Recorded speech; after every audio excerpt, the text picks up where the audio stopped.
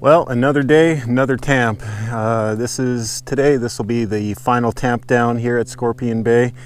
I'm just gonna spend a few moments finishing up where it just got too dark last night to finish up. So, okay.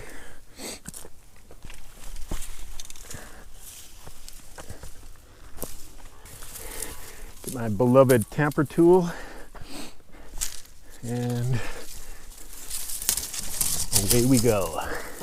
This is one area of concern because there's just a huge cliff here that just funnels into this ravine and then crosses the trail right here. And traditionally it's just been like, you just get a bunch of debris flow that just winds up right here on the trail, or it washes out. So build good drainage to keep a good trail tread, and by tamping the soil here, this will just allow the water to skim across it and get off it as quickly as possible and just stabilize it, because I don't really want it to erode, especially in heavy water flows. It just might anyway, but I'm just going to multiply my chances of success by tamping it here. It'll harden it up and we'll just see how far it gets us.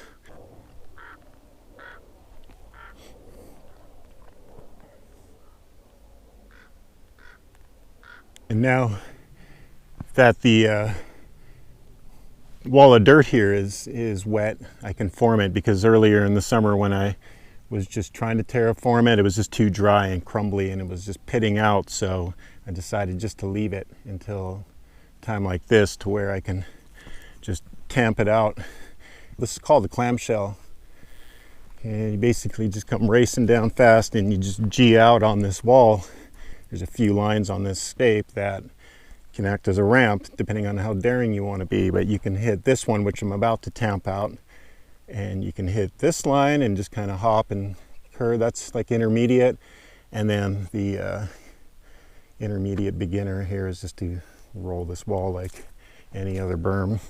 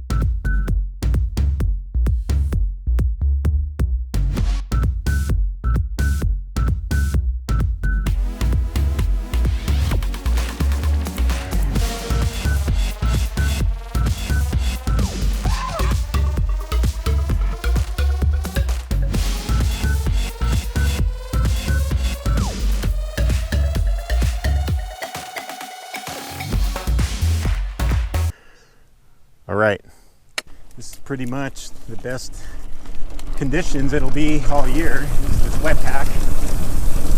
Just a mellow run, just to feel it up. Whoa, God, that was a hard hit. Well, I'm gonna stop and check my equipment out, because that was freaking nasty.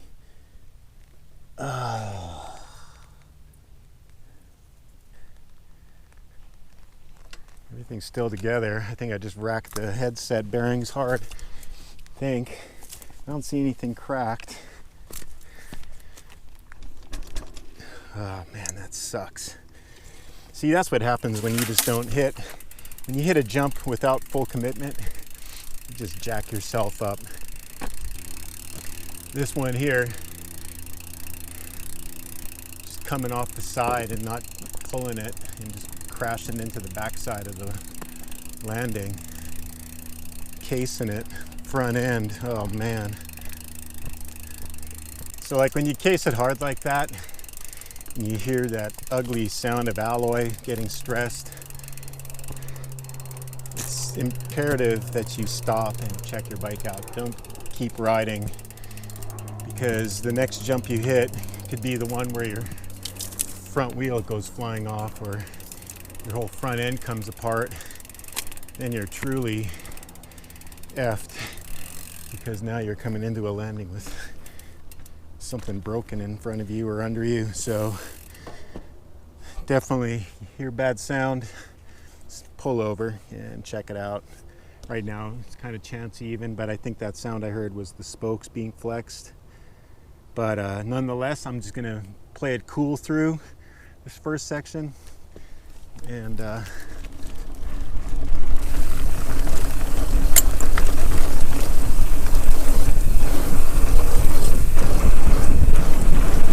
roll it. I am totally off, man. Just rolling it. Some of them are hard to roll.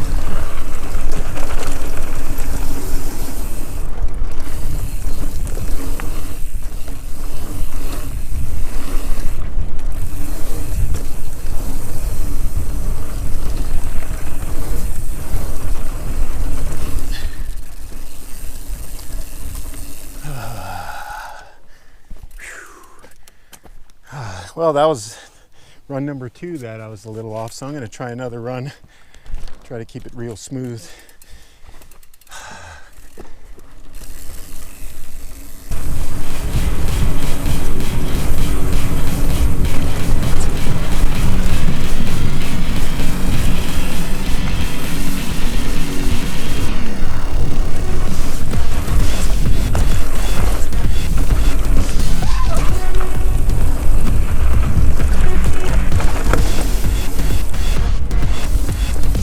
The only place I have to brake. The rest of this, no brakes at all.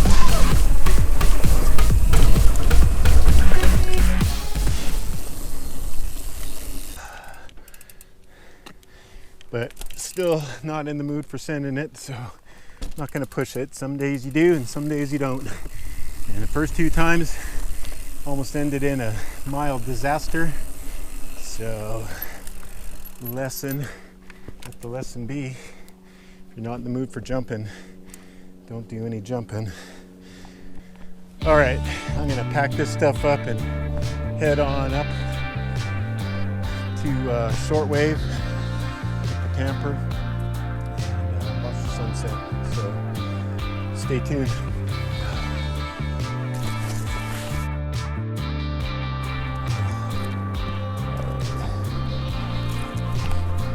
Pack it up.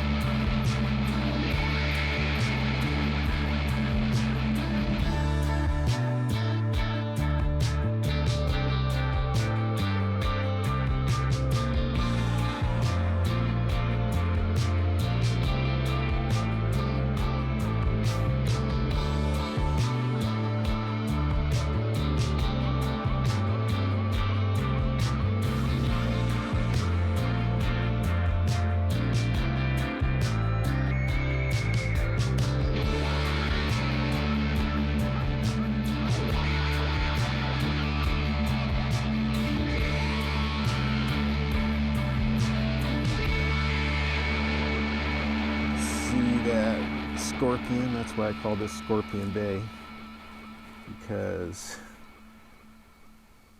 there are so many scorpions here, like nowhere else on this trail that I've seen yet.